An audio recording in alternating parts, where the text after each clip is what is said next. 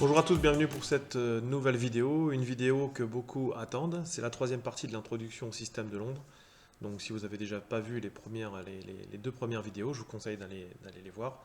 Donc c'était une introduction globale au système de Londres pour les moins de 1500, je tiens à le signaler.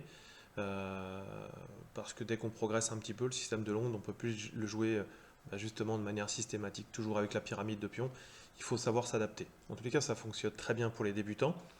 Donc, une première vidéo d'introduction avec toutes les configurations que vous risquez de rencontrer dans votre pratique du système de Londres. Ensuite, j'ai fait une vidéo avec beaucoup de manœuvres dans le système de Londres face D4, D5. La bonne nouvelle pour vous, c'est que si vous êtes moins de 1500, vous allez rencontrer ça, allez, 70-80% du temps, vous allez rencontrer D4, vous allez rencontrer D5 quand vous allez jouer D4. Mais maintenant, en plus, il y a les vidéos, il y a beaucoup plus de connaissances. Le système de Londres, on sait qu'il fonctionne moins bien face à cavalier F6 quand il est joué avec les coups D6 et G6. On va dire que c'est plutôt le concept des Est-Indiens. Voilà. Donc si vous démarrez tranquillement après cavalier F6, fou F4, bien sûr, si votre adversaire joue D5 directement, on va transposer sur D5. Le fou navigue très bien. Sedlak, qui est un grand maître spécialiste de cette ouverture, est complètement convaincu que sur D4, D5, le système de Londres, c'est une bonne ouverture. Il est moins convaincu, il est si peu convaincu qu'il ne le joue pas sur cavalier F6. Il vient faire autre chose, c'est-à-dire que D4, cavalier F6, il vient d'abord jouer cavalier F6, cavalier F3, pardon, et puis il essaie de voir un petit peu comment ça va se passer. C'est une approche aussi que moi j'ai. Mais en dessous de 1500, on peut continuer à essayer de jouer notre système de Londres. On va voir comment procéder maintenant. L'étude de cette vidéo sera sur Lichess, je vous le mettrai en lien dans la description de cette vidéo. Donc ici, eh bien voilà, D6, c'est naturel. Le fou londonien vient taper sur une petite phalange de pions et du coup il perd pas mal en force. Et puis également, on voit que les noirs veulent à terme peut-être pousser E5. Et sur E5, eh bien, ça attaquera le fou, bien entendu, qui n'est pas très bien posté. On peut aussi de temps en temps avoir aussi des petites attaques H5. Bon, on va le voir un petit peu. En tous les cas, ici, c'est une bonne idée de la part des noirs, parce que du coup, ils viennent stopper un petit peu l'activité de ce fou. Donc si on essaie de jouer notre système, E3, G6, cavalier F3, alors il y a plusieurs ordres de coups, voilà. Fou G7. Là, l'idée, c'est, on va parler un petit peu directement ici du fou en D3. Le fou en D3 est pas bon dans cette variante. Alors pour deux raisons. On en a déjà parlé sur les autres vidéos. La première, c'est qu'il vient taper également sur une petite phalange de pions avec G6 H7. Donc il perd énormément en puissance. Même si de temps en temps, couplé à une avancée du pion H, ça peut être intéressant, mais les inconvénients sont plus forts que les avantages. Et l'autre problème, c'est les flèches bleues, c'est-à-dire que les flèches, les deux pièces sont à portée de tir d'une fourchette de pions. C'est-à-dire qu'après E5, on attaque le fou, et ensuite, potentiellement sur E4, il y a une fourchette entre ces deux pièces. C'est pas ici que ça va. Alors, on peut également le mettre en E2, on va revenir ensuite, par exemple ici, sur fou E2, petit roc, et on va voir ici que par exemple même fou, le cavalier F qui revient plutôt en D7 avec l'idée de jouer E5, parce que là du coup, en enlevant le cavalier, on vient attaquer trois fois cette case. Donc c'est assez intéressant pour les noirs, donc une idée très intéressante, même si on a l'impression que ça vient bloquer la sortie naturelle de l'autre cavalier ici, eh bien c'est quelque chose qui est difficile à contrer quand on y est face. Cavalier D2. Alors souvent aussi, dans cette variante, on va essayer de jouer H3, plutôt H3 pour éviter d'avoir les attaques ici du cavalier sur le fou. Parce que autant dans certaines variantes du système de Londres, quand il y a eu D5 de jouer, cette case-là, elle est intéressante. Donc même s'il y a une reprise, on va contrôler la case E5, ça peut être intéressant. Mais ici, on n'aura même pas cette possibilité. On n'aura même pas cette possibilité. Donc c'est pas le meilleur ici. Donc H3, c'est un coup qui peut être intéressant. Mais même dans ces variantes, la plupart du temps, c'est plutôt C4 qu'il va falloir jouer au lieu de C3. Donc c'est un petit peu plus compliqué.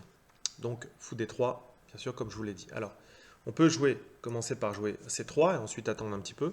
Cavalier BD7, fou E2 et tour E8. C'est ça l'idée, c'est qu'ils veulent pousser, ils veulent pousser E5. Alors de temps en temps, ça peut être dame E8, tour E8. En tous les cas, ils veulent pousser. Donc ici, cette variante est un petit peu pénible. Et même sur fou D3, voilà ce qu'on peut voir, ça va être compliqué pour les blancs dans cette position. Donc, ce qu'on va voir, c'est deux systèmes. Un premier système que j'ai joué assez longtemps. Les points forts, on va le voir, c'est qu'il n'est pas très connu. Pour les débutants, moins de 1500, il active une pièce sur une bonne diagonale, donc c'est vraiment très intéressant. Voilà, c'est pas le plus ambitieux. Puis il y a quelques pièges qui traînent. Voilà, donc bon, ça c'est les points positifs. Et le deuxième plan que je vais vous proposer, je vais vous montrer entre guillemets, c'est ce qu'on appelle l'attaque Jobava dans le système de Londres. C'est-à-dire plutôt que faire la pyramide de pions avec C3, on va sortir le cavalier en C3 avec un grand roc et une attaque sur l'aile roi. Ce qui est intéressant dans l'attaque Jobava, c'est que le plan est très simple. On met son roi à l'abri, on fait grand roc et on balance les pions. Voilà. Donc chez les débutants, les attaques sont toujours, même chez tout le monde, hein, mais quand on prend une grosse attaque, c'est assez difficile de défendre. Donc c'est un plan qui est assez facile, donc vous pourrez le tenter. Donc on passe tout de suite sur le système de Londres, ce que moi je vous propose. Donc les plus que j'ai donnés, c'est qu'effectivement, 1, donc c'est peu connu, 2, il y a quelques pièges possibles, et 3, le développement il est très sain. Il est très sain, donc il n'y a pas de problème particulier dans le développement. Les moins de la variante, pas de difficulté au noir s'ils réfléchissent correctement, et puis ça nous sort un tout petit peu de notre système, parce qu'on va voir que le fou, je ne le place pas tout à fait au même endroit. Donc ici, D4, cavalier F6, fou F4, D6, la problématique, E3, on continue notre système, G6, cavalier F3, fou G7, C3, petit roc, H3. Les coups peuvent intervertir, en tous les cas, H3 c'est utile, car il empêche cavalier H5, et il contrôle quand même la case G4, ça évite l'atterrissage du fou ou du cavalier. Cavalier BD7, et là, mon idée, c'est de retarder cavalier D2, alors que dans le système de Londres, on l'a assez rapidement, on l'a fréquemment, pardon. Et ici, ça va être de jouer fou C4. L'idée de fou C4, c'est qu'on vient taper sur la case F7, et puis on a une diagonale qui est assez intéressante. Le fou peut revenir sur B3, revenir attaquer en C2, il ne gêne pas la dame, et avec une dame D3 par exemple, et puis une attaque du pion H, ça peut parfois être intéressant. Donc le fou ici, très bien développé. Il attaque, comme on vient de le dire, la case F7, etc. Et c'est pas très connu. Ça peut poser quelques problèmes. Le bon coup ici, c'est dame E8 avec l'idée de jouer E5. C'est le coup le plus fort. Pour vous rassurer, ce coup, c'est le plus fort et il est joué 5% du temps chez les moins de 1800. C'est les statistiques qui me le donnent, cette information.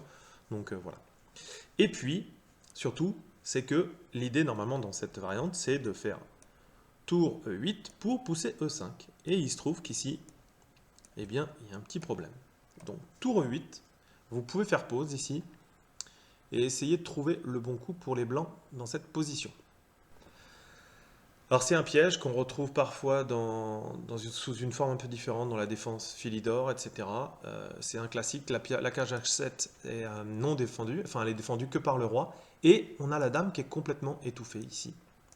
Donc, l'idée, c'est de faire fou prend F7. Donc bien sûr, si le roi s'écarte, on a gagné un pion plus la qualité. Ça devrait suffire comme début, c'est un bon début on va dire. Et puis ici, s'il y a une prise, eh bien, il va y avoir cavalier G5. Une seule, cette case est prise également par le cavalier, donc il ne peut pas revenir. Deux cases disponibles pour le roi. La première, eh bien ici, on en gagne, la dame est prise à l'étouffer, mais en plus, il y avait une fourchette royale. Donc gain de la dame. Et même si le roi s'écarte, ne prend pas la fourchette, ici, la dame, elle est prise parce qu'elle n'a aucune case de fuite. Voilà. Ça, c'est un des petits pièges qui traînent dans cette variante avec le fou à H7. J'avoue que j'ai dû le mettre une dizaine de fois quand même, ce piège, même à des 2000. Bon, il est quand même assez connu, mais en tous les cas, ça passe. Alors l'idée, c'est pas de tenter uniquement ce piège-là, bien sûr. Je joue fou C4 parce qu'il y a des possibilités de piège, mais c'est aussi parce que c'est un coup de développement qui est sain et qui est mieux, qui est moins passif que E2, qui est mieux que D3. On le trouve dans la pratique des maîtres de temps en temps, ce coup-là, hein, je ne suis pas le seul à l'avoir joué, mais en tous les cas, il est assez intéressant. Donc 8, bien sûr, ça, il y a le piège, mais il peut y avoir aussi C6 qui est joué. Alors là, l'idée C6, il faut vraiment faire attention parce que ça veut dire que les noirs veulent essayer de chasser le fou avec B5. Une très bonne réaction est de jouer A4. Voilà. Alors déjà, on prend de l'espace à l'aile dame, et puis on tend un petit piège quand même. Parce que s'il joue tour 8, ici le piège ne fonctionne pas, on a vu, parce que la dame n'est pas, elle a de l'espace quand même. L'idée ici, c'est de pousser le pion en A5, on prend en plus de l'espace, donc encore une fois c'est intéressant. L'idée même sur certaines variantes on peut le pousser, donc de temps en temps, on me l'a joué aussi 2 ou 3 fois, je l'ai dans ma base de données, A6. Comme ça on stoppe un petit peu l'avancée du pion, et puis en plus les noirs se disent peut-être je vais pouvoir jouer B5, là le cavalier est ici. Et ici, bah, le piège est encore présent, après fou, prend, cavalier échec, le roi vient ici, et la dame n'est pas étouffée, mais elle n'a pas de case de fuite. Le pion A5 contrôle la case B6 et le cavalier contrôle la case C7 également. Donc encore une forme de piège qu'il peut avoir. Mais encore une fois, ce n'est pas un piège gratuit pour essayer de gagner des parties facilement. C'est si ça se présente, autant le faire. Mais c'est surtout, on a un développement qui est encore une fois très simple. Donc là, quand il a fait tour 8, hein, il veut pousser E5. Mais s'il ne pousse pas A6 ici, on a vu que c'était une erreur, il peut jouer ce qu'il avait décidé. Donc là, il peut pousser E5. Et là, ici, c'est la deuxième erreur qui arrive dans ce genre de variante. C'est-à-dire que là, les noirs se disent qu'ils sont 3 fois. Donc ils peuvent le jouer. Voilà. Et sur la prise ici, prise, on vient quand même prendre le cavalier ici. Il n'y a pas de gain de pièce parce qu'ici, il y a un coup intermédiaire qui vient dévier la tour. Et ici, dans cette variante, on a gagné un pion. Alors ça, c'est une erreur assez fréquente. C'est une erreur moins grave que l'autre. D'ailleurs, elle est si... Enfin, d'ailleurs, c'est même difficile à jouer avec les blancs, avec le pion de plus, parce que les noirs vont avoir pas mal d'activités ici. Donc, il y a un avantage qui est certain pour les blancs dans cette position. Un pion de plus, un pion c'est un pion, mais on va avoir du mal quand même à développer nos pièces. Voilà, mais ce calcul, cette erreur de calcul, elle est fréquemment faite. Donc ça, c'est intéressant. Alors on avait tour 8, C6, et on peut avoir également C5, une sorte de sicilienne, défense pirque, etc. Donc ça, c'est aussi le thème. Il joue pour E5 ou pour C6. Mais là, ici, un petit développement très sain. A6, ça veut dire qu'il veut jouer B5. Donc on vient faire A4. On gagne un petit peu d'espace et puis ça maintient le fou C4 à sa place. B6, cavalier BD2, fou B7. Voilà, tout à fait le genre de position que vous pouvez avoir sur cette variante. Mais encore une fois, vous avez un développement complètement sain. De temps en temps, la dame peut venir en E2. Et puis s'ils ne font pas gaffe, il y a une attaque double sur le pion ici. Les tours viennent très bien naviguer sur leur première rangée. Ici, c'est vraiment, il n'y a aucun problème sur ce développement. Donc ici, fou C4, voilà, comme on l'a vu, plein de petits pièges. Et l'idée, quand même, les noirs, quelquefois, 5% du temps, dame E8 a été joué. L'idée, c'est de pousser E5, bien sûr. Donc là, A4, on vient faire la même chose, pas pour le piège, mais on veut absolument garder notre fou en C4. Donc on fait A4, prise d'espace, E5, fou G3. Hein, maintenant, on ne peut plus prendre, pour le coup. Donc fou G3. Fou H2 est également possible. Voilà, fou H2 ici directement, c'est tout à fait possible. A6, petit roc, E4, cavalier F2. Voilà. C'est ce coup qui est intéressant, on ne le remet pas ici. Même s'il prend la place du cavalier, de temps en temps, le cavalier, de toute manière, peut revenir avec cette petite manœuvre-là. Mais déjà, ce cavalier qui est attaqué, ce pion qui est attaqué, bah, ça garantit un petit peu d'activité pour les blancs. Et on a toujours notre fou qui est intéressant. Mais bon, voilà. Dame 8, quand même, c'est le plan un petit peu plus incisif pour les noirs. Fou G3, je vous montre la variante. B6. Cavalier BD2. Là, ici, si on a une attaque du pion, cavalier H2. ouais, avec l'idée de revenir sur la case G4, avec un échange ici. Et ensuite, voilà, on peut même peut-être prendre avec le pion H pour ouvrir la colonne. Voilà. Je ne l'avais pas mis, cette petite variante. Mais en tous les cas, ici, la plupart du temps, on a quand même fou B7, petit roc. Et ici, c'est le genre de position que vous pouvez avoir dans 5% des cas où les noirs connaissent bien leur ouverture et ont joué dame E8. Voilà. Donc, encore une fois, on va revoir vite fait le développement. Ici, H3, coup utile, important, peut-être même avant C3. Et fou C4.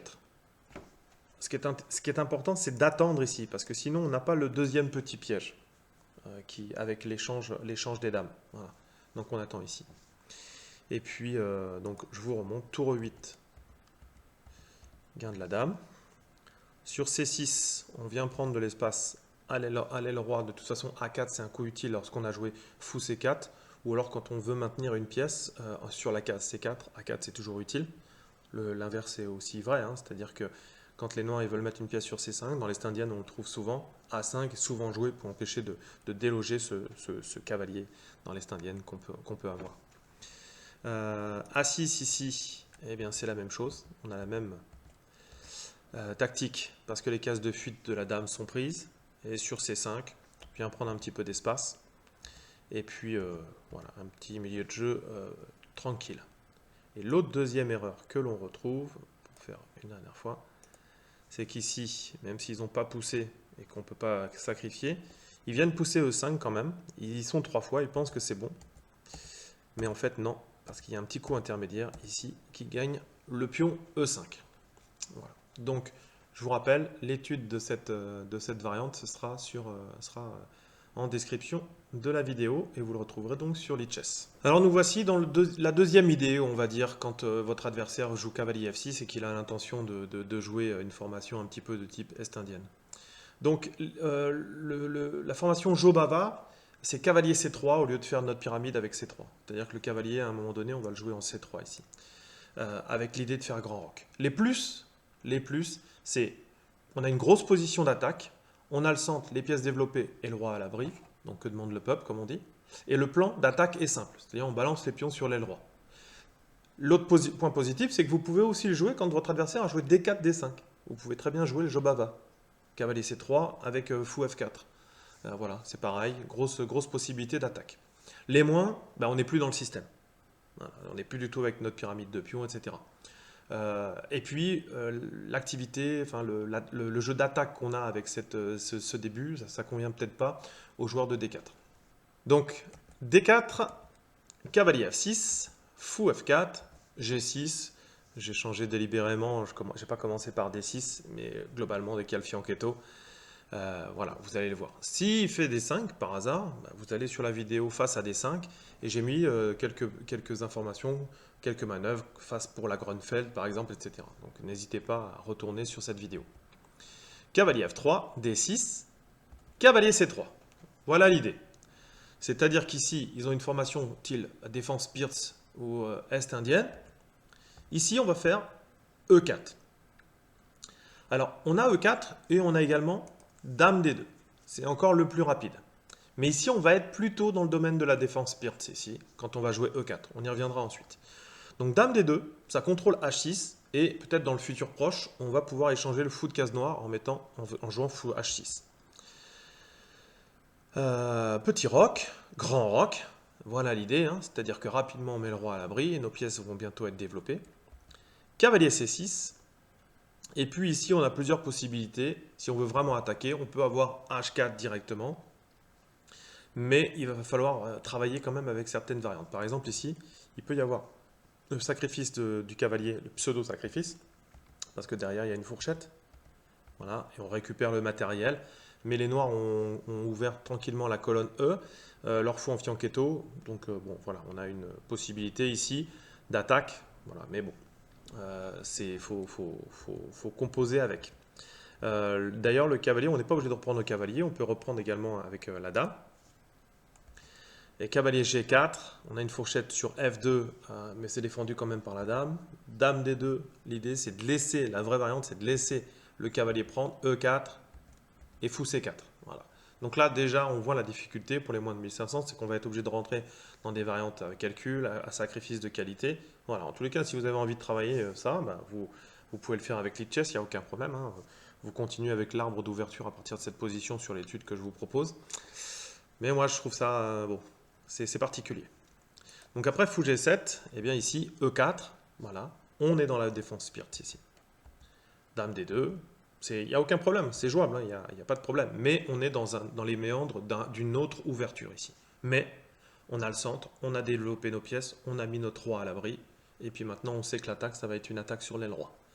Donc, on a respecté les principes fondamentaux des ouvertures et en plus, le plan est simple. Cavalier C6, Dame E3, c'est souvent un coup utile parce que du coup, on met la dame, la tour en D1, elle est en vis-à-vis avec la dame sur D8. On va jouer H3, on va gagner un petit tempo sur le fou et ainsi de suite. On va balancer les pions pour créer des brèches.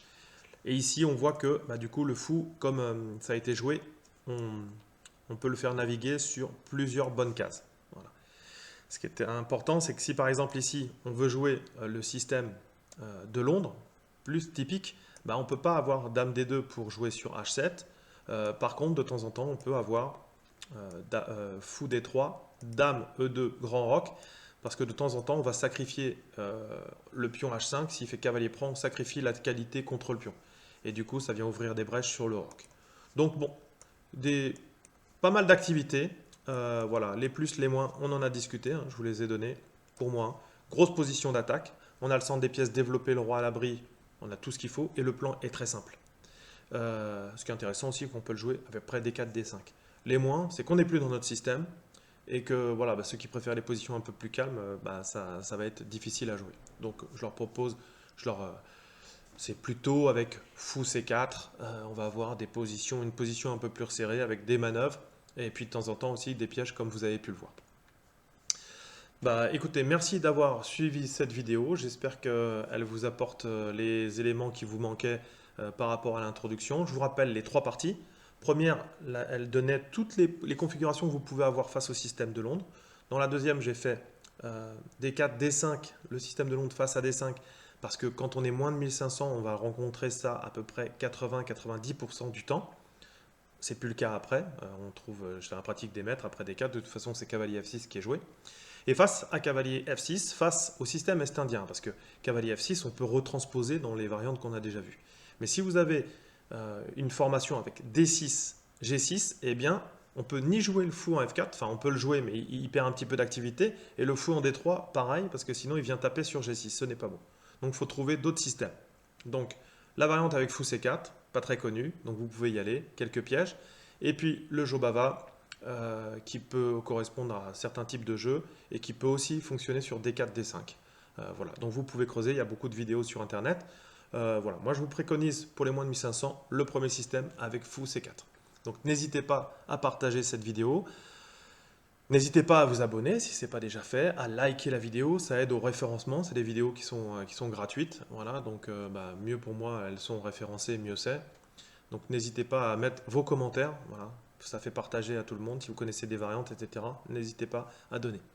Je vous rappelle Facebook, Twitter, Discord aussi, c'est en description de la vidéo. On aura également le lien de cette étude sous la vidéo, donc n'hésitez pas à aller sur Lichess pour travailler avec cette étude.